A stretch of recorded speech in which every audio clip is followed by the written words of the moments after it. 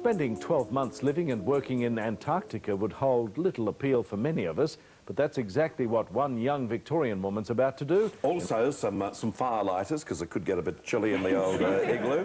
Ladies and gentlemen, could you please welcome Rachael Robertson. To be chosen by the Australian government to lead an expedition to Antarctica was a real honour.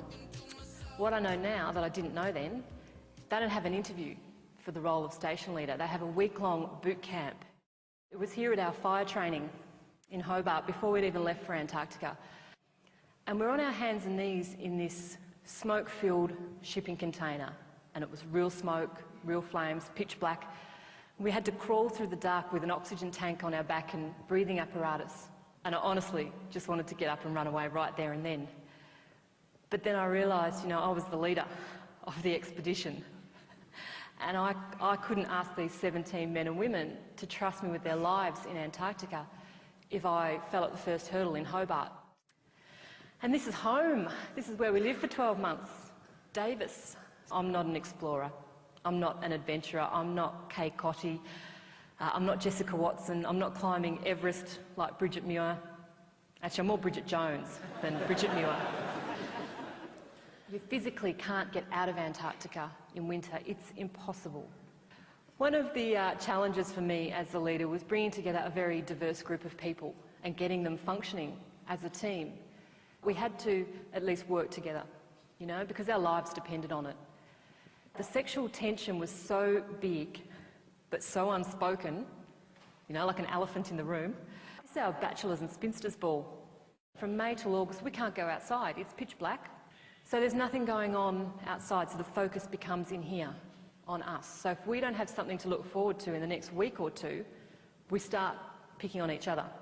So I've noticed there's a few women here this morning, so I'm going to point out for the ladies in particular. That's me in the green satin dress. That is not my green satin dress. I found it in a dress-up box down there. I just wouldn't want a single one of you walking out of here thinking, why would that woman pack a green satin dress to go to Antarctica? But it really came home to me that my behaviour was being scrutinised in a way that I hadn't even imagined, hadn't even entered my head. And, you know, things I was doing and saying and where I sat for meals was being watched and interpreted. We had a plane crash in December, and a bolt sheared off the nose landing gear of the CASA 212 and stranded 4 of my people 500 kilometres away on a glacier. Whatever that tough time is, or that challenging time is, the rules are exactly the same for the leader, because I knew that people were watching me. I knew my community were watching me to see whether they should be worried or anxious. Were there times where you wanted to go home? Oh, yeah, absolutely.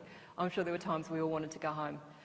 But one of the ways that I built up my own resilience was to focus on the things I had rather than the things I'd given up. Yeah, but the women of Antarctica have a saying that the odds are good, but the goods are odd. So I will leave you on that note. Thank you very much for having me, and please enjoy the rest of your conference. Thank you.